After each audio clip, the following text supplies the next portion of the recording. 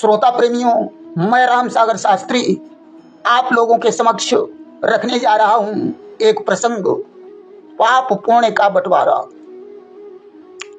आइए प्रसंग को प्रारंभ करने से पहले कैलाश निवासी महादेव अवधरदानी आशुतोष भगवान शंकर से कुछ याचना करते हैं कि दीपक बारी धरऊं मठ भीतर, सुंदर श्याम सखा उजियारी, चार चकोर चहूं दिस राजत, नाग 50 गरे बिच डारी, बैल चढ़े मृग छाल सुहासुबत, सुंदर गंग जटा सिरधारी, तो ही शिवा शिवो ध्यावत हूँ, कैलाश पति पत राख हमारी। कि बंदों शंकर शील निधि, कृपा सिंधु भगवान, देहु विमल गतिमती, प्रभो करहूं विमल यश गान। प्रेम से बोलिए शंकर भगवान की जय। देखिए, ये संसार संसार में न ये शरीर अपना है, न धन धाम अपना है, माता पिता भाई बंधु, पिता पुत्र स्त्री कोई भी अपने नहीं है। अगर अपना है तो सिर्फ राम का नाम अपना है, बाकी कुछ भी अपना नहीं है। कि राम कहो मन राम कहो, बिन राम कहे कछु काम न आवे, धाम शरीर विभव सिगरो, इन सो मत मूरख नेह लगावे, मातु पिता तिय पुत्र सहोदर, अंत समय को काम न आवे, चक्र रटे एक साहब को तगु, होई सुखी दुख फेर न आवे। अब प्रश्न आता है कि राम बड़े हैं या राम का नाम बड़ा है। देखिए, राम का रूप इतना सुंदर है जिसे देखकर 14 भुवन मोहित हो गए।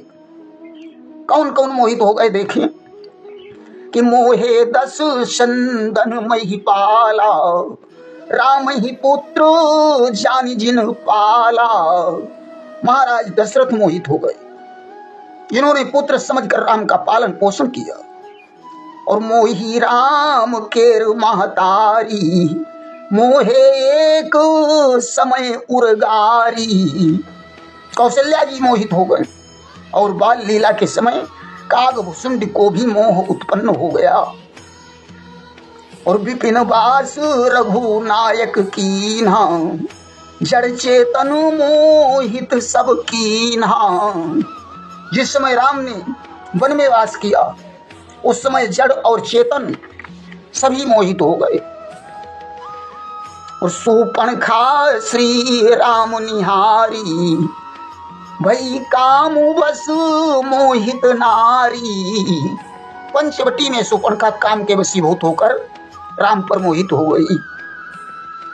और मोहाखर दूषण रण रंगा, 14 सहस सुभट जेहि संगा। खरदूषण 14,000 निश्चर सेना के सहित मोहित हो गया। और कौन कौन मोहित हो गए। कि दंडक वनवासी मुनि जेते, राम रूप लखी मोहे ते। दंडक वन में रहने वाले सभी महात्मा राम को देखकर मोहित हो गए। और कुंभकर्ण घननाद सुरेशा, मोहे रूप देखि लंकेशा। कुंभकर्ण मेघनाद राजा इंद्र तथा लंकापति रावण राम के रूप को देखकर मोहित हो गए। और मोहे सिंधु नदी नद नारे, मोहे सिंधु नदी नद सारे, जड़ जंगम जे जीव विचारे। समुद्र नदी तालाब यहाँ तक कि सभी जड़ जंगम जीव राम के रूप पर मोहित हो गए। मोहे अंग दादी हनुमाना, जामवंत मोहे जग जाना। अंगद हनुमान तथा जामवंत राम को देखकर मोहित हो गए। और जनकपुरी जब प्रभु पगुधारे, मोहे जीवो चराचर सारे। जनकपुरी में जब राम पहुंचे तो चर अचर सारे जीव मोहित हो गए। स्वयंवर में तो सभी राजागण मोहित हो गए कि राम रूप लखी सभई लुभाने, दुष्ट हृदय अपने भय माने। दुष्ट राजागण हृदय में भयभीत हो गए। यही नहीं कि सीता रुचिर रूप जब देखा, आपन भाग धन्य करी लेखा। सीता जी राम के रूप को देखकर मोहित हो गई। और विश्वामित्र महामुनि ज्ञानी, तेऊ राम भक्त जिये जानी। महर्षि विश्वामित्र राम को अपना शिष्य समझकर मोहित हो गए। परशुराम मुनि अतिशय कोही, तेऊ गए राम पर मोही। परशुराम जी बड़े क्रोधी थे, वे भी राम पर मोहित हो गए। इस 7 दीप नवखंड में जे चर अचर महान, राम रूप लखी मोहि गए सब ज्ञानी अज्ञान। सप्तदीप नवखंड में जितने चर अचर प्राणी हैं वे सब राम पर मोहित हो गए। ज्ञानी ही नहीं अज्ञानी भी मोहित हो गए। परंतु यहाँ समझने की बात है कि बिना रूप के नाम को पहचाना नहीं जा सकता है और बिना नाम के रूप को नहीं जाना जा सकता है। कि रूप मिले नहीं नाम बिन, नाम बिना नहीं रूप। राम रूप दो नित्य हैं, अगम अनादि अनूप। राम और राम का नाम दोनों नित्य अगम और अनादि हैं। राम ने ताड़का, खरदूषण, त्रिशरा, रावण आदि निशाचरों को मुक्ति प्रदान की, परंतु राम के नाम ने पता नहीं कितनों का उद्धार किया। अगर देखा जाए तो राम से भी बड़ा राम का नाम है। देखिए, संसार में कर्म को ही प्रधान माना गया है कि कर्म प्रधान विश्व करी राखा, जो जस करई सो तस फल चाखा। कर्म से ही मनुष्य को स्वर्ग या नर्क प्राप्त होता है। कि कर्म ही मानुष स्वर्ग दिखावे, कर्म ही रबो नरक गिरावे। कर्म ही मनुष्य को धनी बनाता है, कर्म ही दर दर भीख मंगा देता है।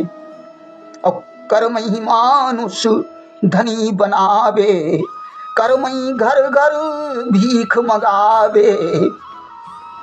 कर्म से ही समय से पहले मृत्यु हो जाती है और कर्म से ही व्यक्ति बहुत दिनों तक जीवित रहता है।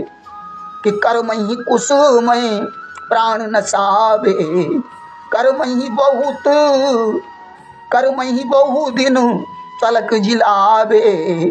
कर्म से ही मनुष्य अग्नि में जलता है और कर्म से ही समुद्र में डूब कर मरता है। कि कर्म ही पावक माही गिरावे, कर्म ही पावक माही जरावे, कर्म ही जल निधि माही डुबावे। कर्म से ही मनुष्य ऊंचा और नीचा बनता है। कर्म से ही ऊंच नीच का भेद पैदा होता है। कि कर्म ऊंच को नीच बनावे, कर्म ही ऊंच नीच करवावे। कर्म ही मनुष्य को समुद्र से पार उतारता है और कर्म ही मनुष्य को मझधार में डुबा देता है। कि कर्म ही सागर पार उतारे, कर्म ही बोरी दे मझधारे। कर्म ही सिंह के मुंह में पहुंचाता है और कर्म ही काल के गाल से बाहर निकाल लेता है।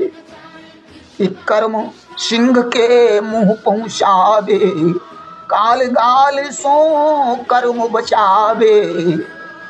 हुई ब्राह्मण जो कर्म विहीना, काहे न होई काहू फिर दीना। जो ब्राह्मण अपने कर्म से हीन है वो ब्राह्मण दीन होता है, परंतु शूद्र जो सुकर्म करता है उसे अच्छा फल प्राप्त होता है। कि शूद्र सुकर्म करई फल पावे, कर्मन को फल कौन मिटावे। देखिए कौन कौन से लोग नरक के अधिकारी होते हैं कि दैव विश्वास घात जो करई सो नर अवसी नरक महा परई। जो विश्वास देकर किसी के साथ धोखा करता है वह मनुष्य अवश्य नरक में जाता है। कि मदिरा मांस खाई जो कोई ताको वास नरक महा होई। जो मनुष्य मांस मदिरा का सेवन करता है वह नरक को जाता है। कि ब्राह्मण नहोत न ताहि जिमावे सो नर अवसी नरक मह जावे। जो मनुष्य ब्राह्मण का निमंत्रण करके उसे भोजन नहीं करवाता वह मनुष्य अवश्य नरक में जाता है।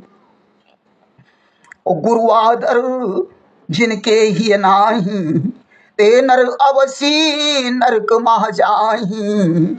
जिनके हृदय में गुरु के लिए आदर नहीं है वे मनुष्य अवश्य नरक में जाते हैं। जो स्त्री उल्टा है वह अवश्य नरक में जाती है। परंतु नारी जो पति वरता होई धर्मवान जग महा कह सोई। जो स्त्री पतिव्रता है वह धर्मवान है, ऐसी नारी वैकुंठ लोक में निवास करती है। ब्राह्मण धर्म वो गृहस्थ धर्म सभी आश्रमों में बड़ा है। गृहस्थ कैसा होना चाहिए कि पुत्र पिता की आज्ञा माने द्वारे अतिथि देव समझाने। पुत्र पिता की आज्ञा का पालन करने वाला हो तथा अतिथि को देवता के समान समझा जाता हो। राजा कैसा होना चाहिए बताया गया कि राजा सोई सराहिए शशि सम सुख कर होई कहा बापुरो भानु है तपे तरई अनमाही। राजा को चंद्रमा के समान शीतल होना चाहिए जो तारों के मध्य में चमकता है परंतु सूर्य तारों को बुझाकर तपता है। कहे न मिथ्या भूल के मंत्री मूढ़ न होई दई के ले न फिर कछु बानी सदा दृढ़ होई। राजा कभी झूठ न बोले, उसका मंत्री मूढ़ नहीं होना चाहिए जो देकर उसे वापस न ले तथा जिसकी वाणी सदा अटल हो, ऐसा राजा होना चाहिए।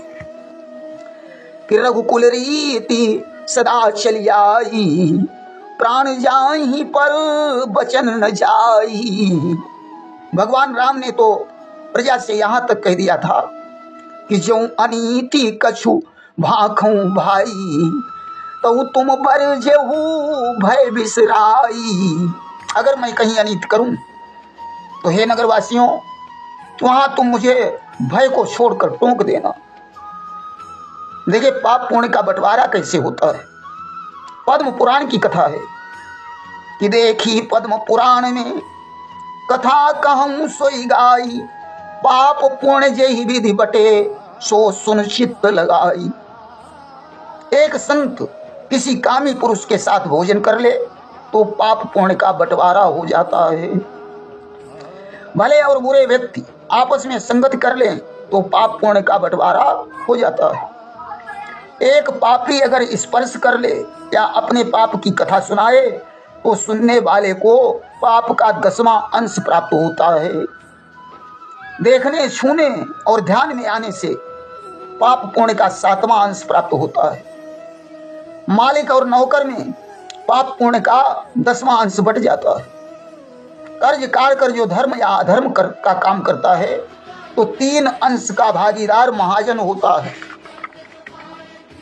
चोरी करके धर्म करने से न पाप होता है न पुण्य होता है, उसका कोई फल नहीं है। अगर कोई किसी से कहकर पाप करवाता है तो 6वां अंश कहने वाले को प्राप्त होता है। प्रजा के पाप पुण्य का 6वां भाग राजा को मिलता है। होम पाठ स्नान संध्या और जप करने वाले का छूने और उसकी बातें सुनने से पुण्य का 6वां भाग नष्ट हो जाता है। उपदेश करके धर्म करवाने वाले को पुण्य का 6वां भाग प्राप्त होता है। पिता पुत्र पति पत्नी गुरु और शिष्य में पाप पुण्य आधा आधा बढ़ जाता है। कि पिता पुत्र पति पत्नी कोई गुरु शिष्य अथवा दुई होई, पाप पुण्य जो जगत कमावे, अर्ध अर्ध दो फल पावे। बिना गुरु के जीव का उद्धार नहीं होता, परंतु दीक्षा देने वाले गुरु को भी शिष्य के पाप पुण्य पर विचार कर लेना चाहिए। ये पाप ही शिष्य करई जो कोई, अर्ध पाप कर भागी होई।